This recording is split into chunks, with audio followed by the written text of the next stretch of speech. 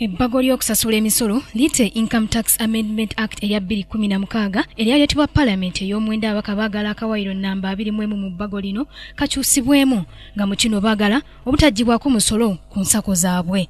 Wabula ebbago lyerimu liraga ebintu ebirina okuggibwako omusolo ng'era ekyababaka obutaggibwako misolo ku nsako zaabwe tekiriimu. Okusinziira ku nnamateeka Shaban Sanywa yeewuunya engeri Parliament bw'ekolamu amateeka ate ne baagala okugamenya. Mu mateeka eryokedde okumenyebwa ly'emisolo egirina okusaswa buli munnayuganda akola. Income Tax Act ya listing ebintu ebitalina kuggibwako muki musolo.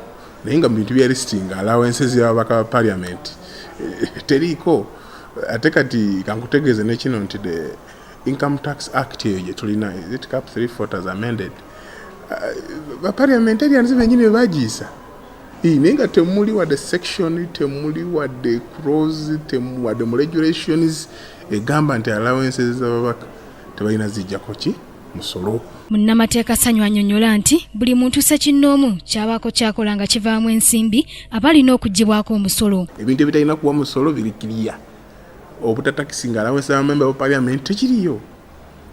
Bazifuna in the course of employment. Lwaki tebaziggyako omusolo? Gwe mumanyi omusolo, sente ze baggyako omusolo nga bwe ziyamba Bannayuganda. Zisasulwa n'abakozi awo ne zisasulwa n'ababaka awo bennyini. Zitukolera ebintu bingi. Kati bw'obalamu omusolo Uganda gwe beefunye nga ezijje ku allowance z'ababaka ba Parliament. Tuyinza okugyamu ene social service.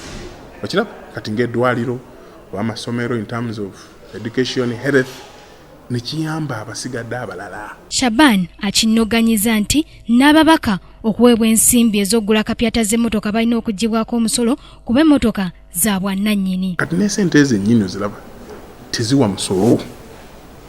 Ezo emiliyoni 150 oba 200 buli omu zagenda okufuna teziwa muki musolo.